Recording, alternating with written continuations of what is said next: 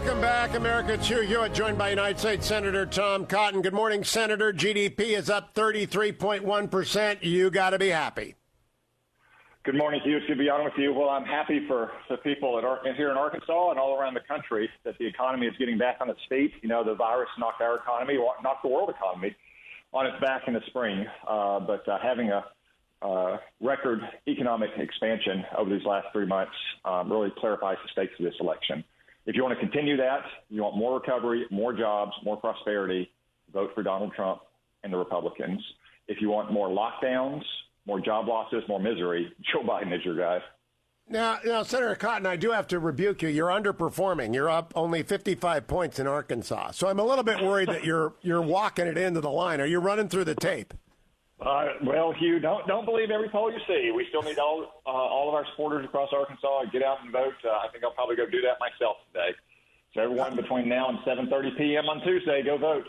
I want to point to John Ralston, probably the best state-specific political reporter in America, in Nevada.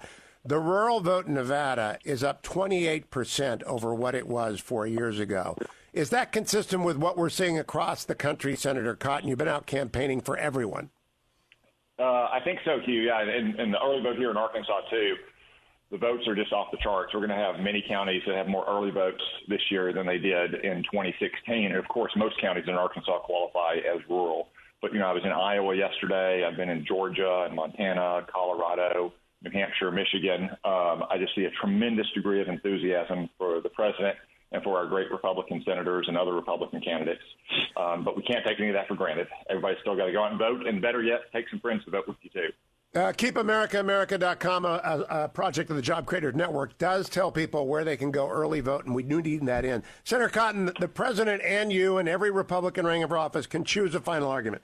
They can choose the record-breaking GDP growth. They can choose Joe Biden shutting down the oil industry and transitioning. They can choose Tony Bobulinski and Jim Biden and Hunter Biden and Joe Biden, or they could choose all of the above. What's your recommendation? Hugh, this election should come down to the very simple agenda that the two parties offer. Donald Trump and Republicans are going to give you more explosive growth, more jobs for American workers at higher wages. We're going to continue to control immigration. We're going to stop the crime and the disorder that we see on our streets, and we're going to continue to stand strong and proud in the world. Joe Biden is going to lock down our economy. He's going to cost you your jobs. He's going to give a no-strings-attached amnesty in the first 100 days of his administration, causing a surge of illegal immigration unlike anything we've seen, so your jobs will go to foreign workers. He's going to apologize and coddle criminals in our streets. He's going to prosecute police officers, and he's going to appease dictators around the world. That's the simple contrast. I want to ask one specific question because you're on Senate Intel. Last night, your colleague David Perdue pointed out that Jon Ossoff had taken money from a Chinese company to make a movie. And I don't know if that's an influence operation or not, but do people understand why the Biden-China story is important enough, why this story mattered? Do they understand the scope of the CCP's influence operations? I think most people with whom I speak are beginning to understand. I mean, they recognize simple fact is Hollywood hasn't made a movie with a Chinese bad guy in decades. Why is that? Because of Chinese money in Hollywood and access to Chinese movie theaters. That's just one small example of the kind of deep penetration that Chinese influence has into American society. It's amazing to me that someone like Jon Ossoff would be accepting Chinese money to make a movie with no consideration for the kind of exposure that gives him to the Communist Party.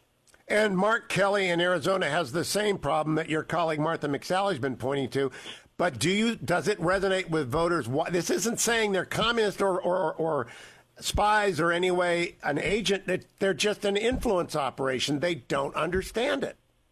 And they are naive if they are taking that kind of money. And they don't think that their funders in China are closely entangled with the Communist Party. Look, Hunter Biden taking money from Burisma in Ukraine was corrupt.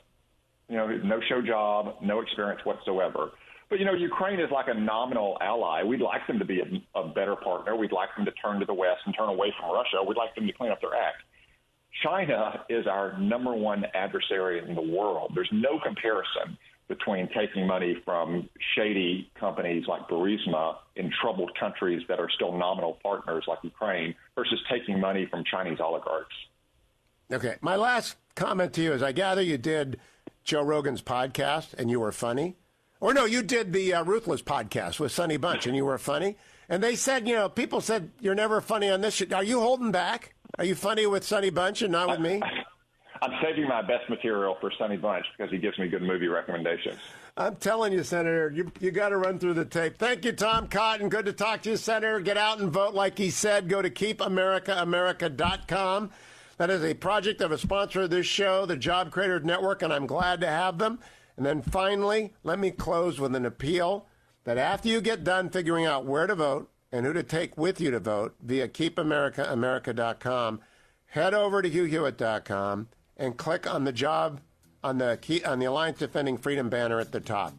Yes, the economy is back. Yes, we grew 33% in the third quarter. That's just a stunning number. But we got to protect our freedoms, and Alliance Defending Freedom is doing that. Please go to HughHewitt.com and contribute. Then pop some champagne and get out there and vote and take people with you. People who've never voted before, go get them. Get them to the polls because they're going to like Donald Trump. Stay tuned, America. To this great station, it's the Hugh Hewitt Show.